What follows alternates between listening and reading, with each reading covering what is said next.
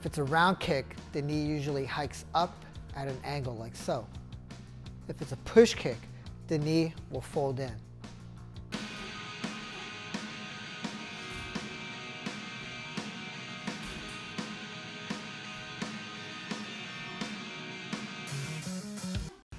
Hey guys, it's Coach Vic from the Thai Boxing Institute of Mar Vista, California. Today we're going over how to defend against push kicks using the parry. You have to learn to defend against a push kick to keep your opponent from landing strikes or from controlling the distance. A successful parry will typically misalign your opponent from you and allow you to close the distance so that you can counterattack.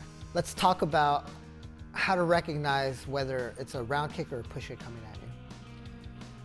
When you face your opponent and both of you guys are idling and your opponent decides to strike, oftentimes the step will be the tall tail sign. If they step to an outside angle, chances are it's a round kick coming. Now, they can also feint you with that step and throw a push kick down the middle. The second thing is to pay attention to where their knee is going, whether it's a right knee, left knee. If it's a round kick, the knee usually hikes up at an angle like so. If it's a push kick, the knee will fold in. When you see the knee fold in, and the extension of the leg, then it's time to execute the defensive maneuver, which is the parry. Let's talk about what a parry is. Parry is technically a strike. So when we parry, we have to make sure that when we initiate the maneuver that we follow through, much just like a punch. Right? We don't want to punch at the target, we want to punch through the target. Same thing with the parry. I don't want to just touch the attack coming at me. I want to follow through. And that's going to be especially important when we learn how to defend against the push kicks, because one of the goals of the parry is to misalign our opponent so that they're basically perpendicular to us. Now that we talked about what a parry is, we also have to understand where our opponent's striking at.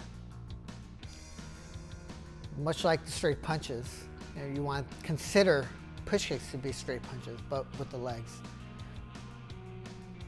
Just like with the straight punches, there's a center line involved. We talked about the center line being from the top of the head to the bottom of the chin, and that's where your opponent's going to want to place straight punches. Now, push kicks work in a similar manner. Instead of that line starting at the top of the head, okay, we're going to take it from the chin all the way down to the crotch, the groin. Very typically, your opponent will be aiming the push kicks to the diaphragm. We want to consider is that when we initiate a parry, what we're doing is we're misdirecting the strike with our own strike, which is a parry. So the first technique we're going to go over is how to parry against the left push kick using the right hand. Now, there's two different ways of defending against the left push kick. First one we're going to cover is the inside parry. Starting our fight stance, hands up, chin down, legs shoulder width apart.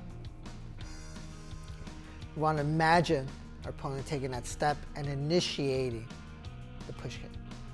And what I'm doing is I'm going to use my right hand to parry the strike coming in back to guard. We call this an inside parry. Inside because it seems like as if I'm pushing something inside my body. So yet again, let's take it from the top. Hands up, chin down, legs shoulder width apart, fight stance. Imagine our partner or opponent throwing a left push kick.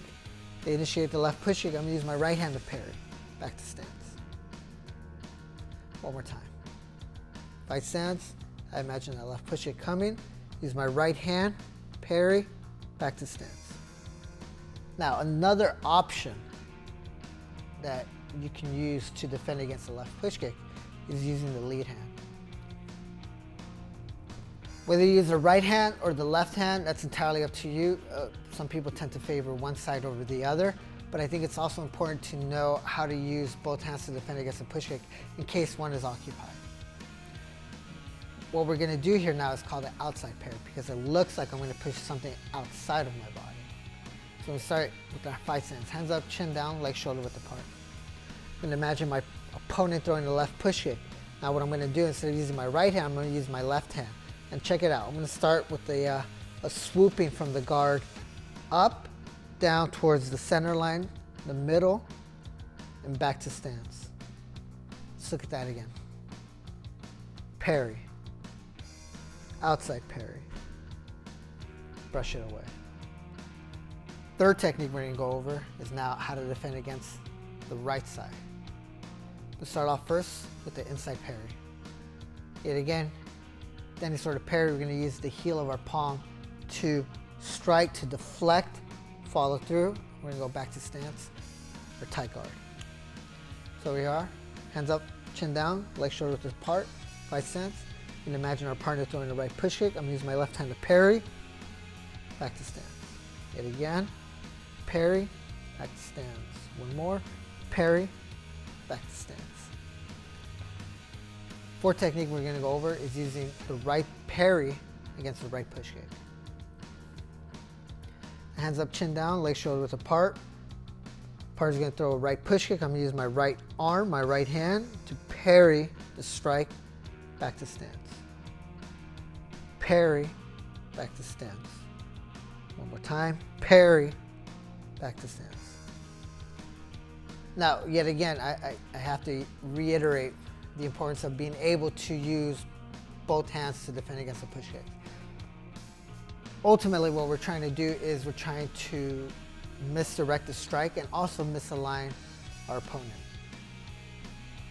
They throw the left push kick, the right inside parry, or the left outside parry will create that effect.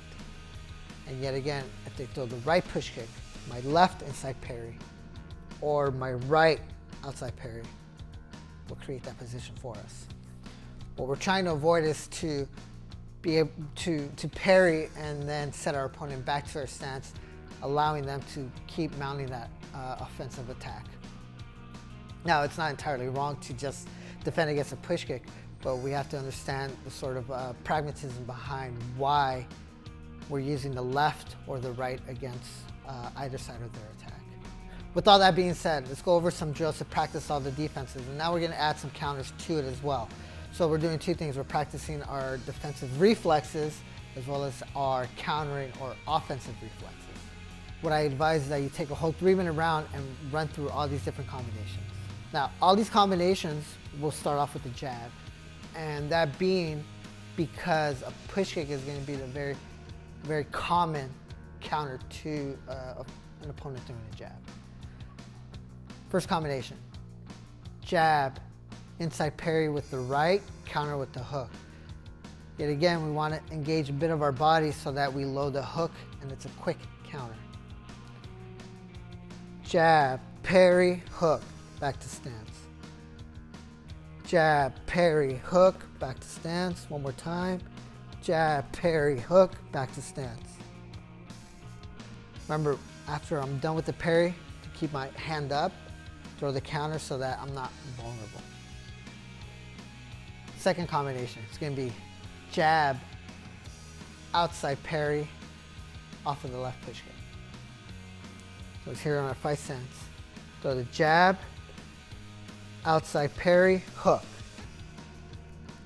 Jab, outside parry, use that parry momentum to follow through with the hook. Jab, outside parry, hook. Step with the jab. In this position, you defend against the left push kick, follow through with the outside parry, and then step again for the hook counter. Third combination that we're going to work on is now defending against the right-sided push kick. We start with the left inside parry, counter with the right hand. Yet again, we want to kind of engage our body slightly so that we're in position to counter quickly and right away. Start here in our fight stance, hands up, chin down, legs shoulder width apart. Take that step, throw that jab. I'm going to imagine the opponent throwing the right push kick. From this position, I'm going to use my right inside parry, look at my body position, step with the counter, cross. Fight stance, hands up, jab, inside parry, cross. One more time, jab, inside parry, cross, back to stance. Last combination is going to be jab using the right outside parry against the right push kick, throw the right hand. Yet again, we're going to throw that outside parry, loop around, throw the straight cross right after the full follow through of the parry. So we're going to start here in our fight stance. Hands up, chin down, legs shoulders apart. You're going to take that step, throw the jab, right outside parry, cross. Jab, right outside parry, cross. One more time. Jab, right outside parry, cross. Eventually, the idea for defending against push kicks using the parry is to start combining different like footwork elements. For example, using an evasive step to give you a bit of insurance in case you miss the parry, right?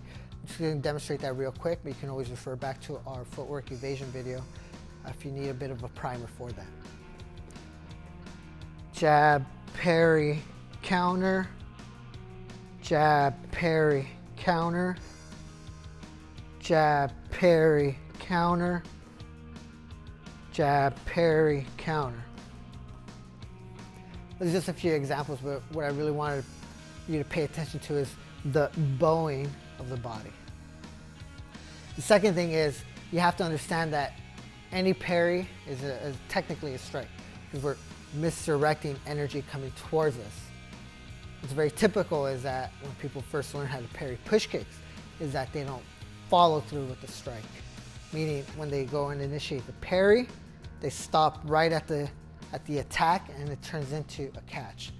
That's later on. You really want to just focus on being able to really deflect that attack and watch your opponent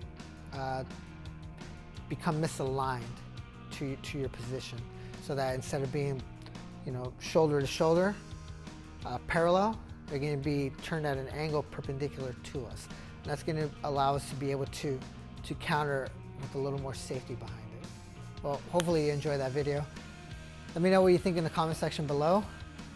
If you film yourself, go ahead and tag us at the Thai Boxing Institute or use the hashtag TBI Home Workout if you would like for me to critique your technique. I promise I'll be nice.